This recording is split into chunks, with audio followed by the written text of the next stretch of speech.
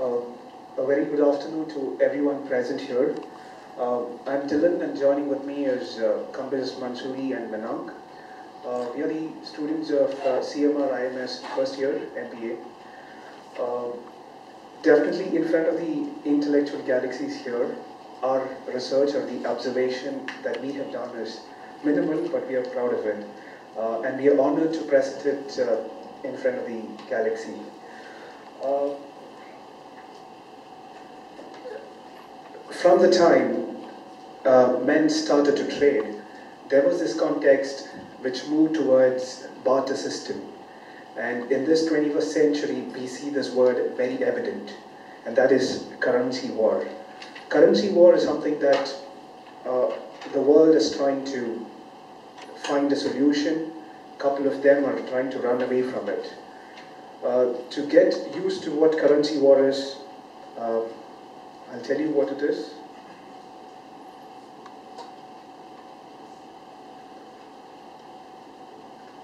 Currency war is a scenario that was first stated by the Brazil finance minister in the 2010, and it attained a lot of attention. Media went behind it, and countries like United States, Japan, China are one of the main concerned propaganda which comes out of the G20 and G8, who comes up and says, there is no such thing, so you do not have to worry about it.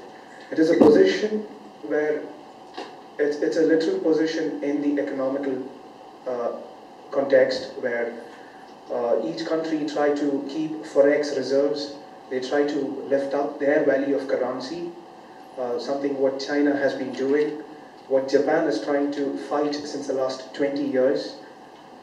It is a scenario where supremacy and dominance is found out.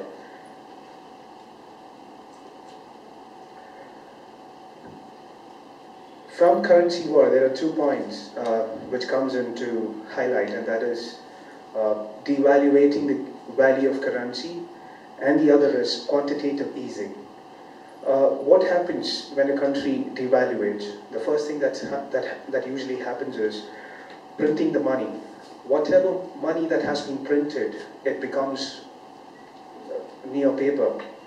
It causes inflation. Inflation is the right example or a scenario that you can look forward with printing money. Quantitative easing. This is something that the governments usually do in their native states. They go to the central bank, they create a virtual environment of buying money through the electronic medium, and they create interest within the people and showcase that there is a boom there is a good growth rate within the country. The next point is lowering interest rate. Lowering interest rate happens because of printing money and quantitative easing. Interest rates are lowered, and people find themselves investing into assets, land and building, and then they do not indulge morely into trade, where they want to keep increasing their assets. So that is one of it. The other part is buying other countries' debt. If you look at the European segment, the European countries, the best example I can give you out is the Cyprus. Cyprus is selling out their gold reserves, and Russia is one of those countries who are buying it, and recently even India start to increase their gold reserves. This scenario was very similar to us in '91, when we tried to do something with our gold, which is relating to this context. Currency peg is basically where two countries, the right example that I want to give you would be Russia and China, where China wants to get its currency value higher and higher. So they buy dollar and keep it in their forex reserve, and they give away yuan as a currency of China, and they give it away. That is what exactly is meaning by currency peg. So these are the scenarios what we see in the currency war as in context.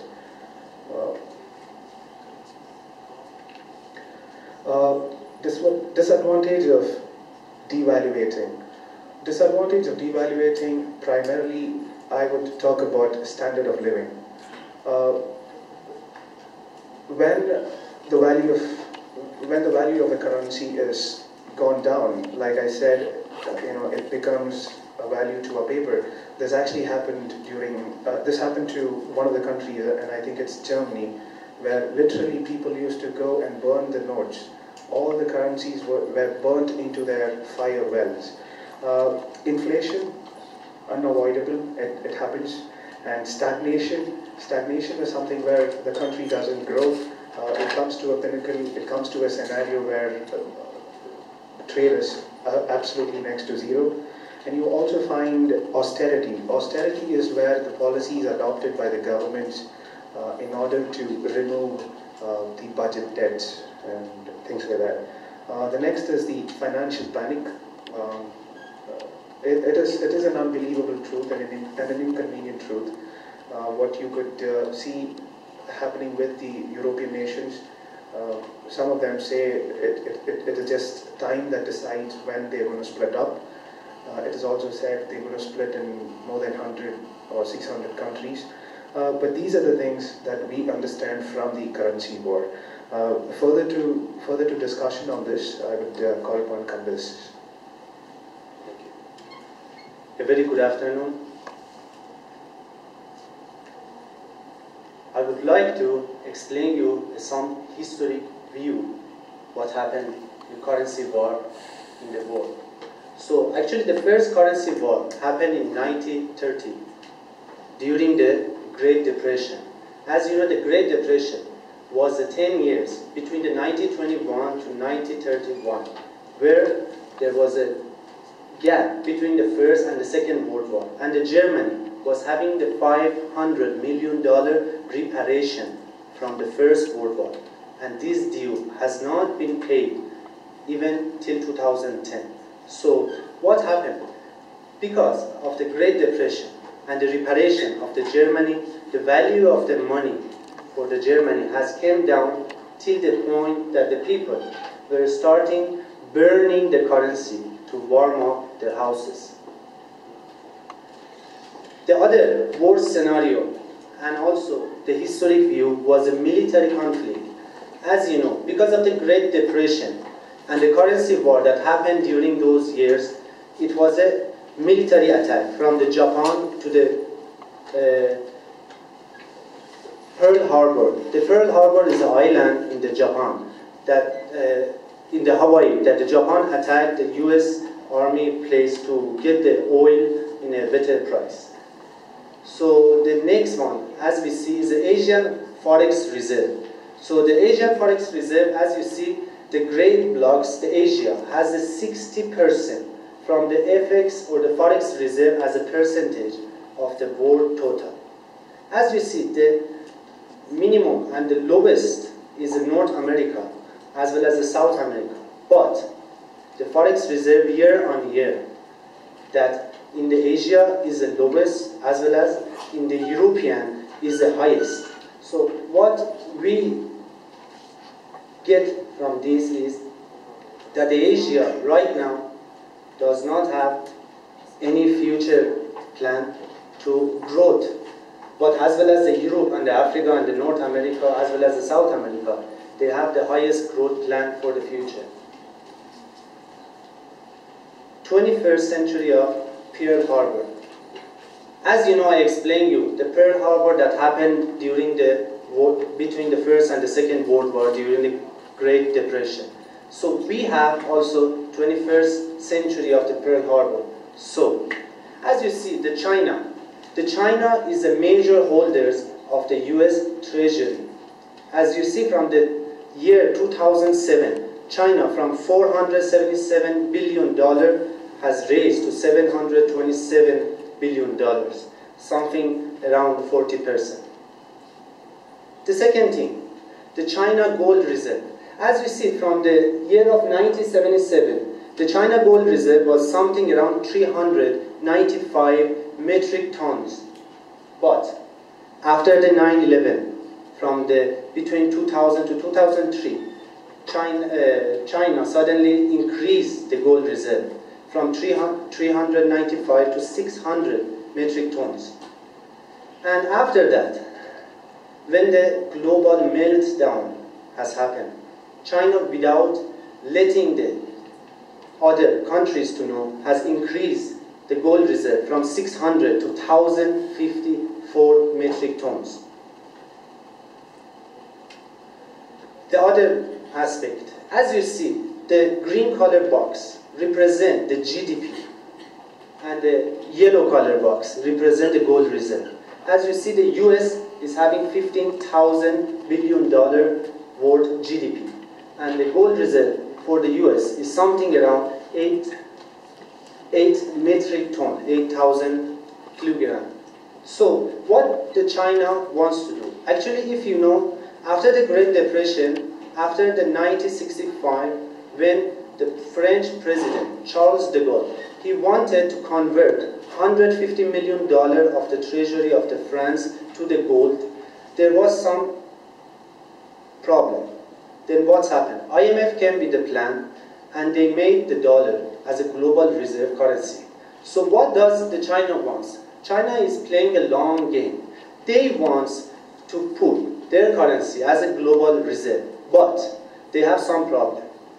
As you see, they cannot reach to the GDP of the United States of America. Right now, the gold reserve is something around 2,900 metric ton. As you see, they need to come something around 4,000 metric ton. So what does that mean?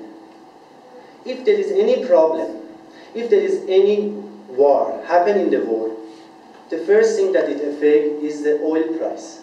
As you know, there is a Hormuz Sea that the 1/3 of the oil has export through that sea. So if any problem happens, if the oil get delayed, the first thing happen, the oil price raise.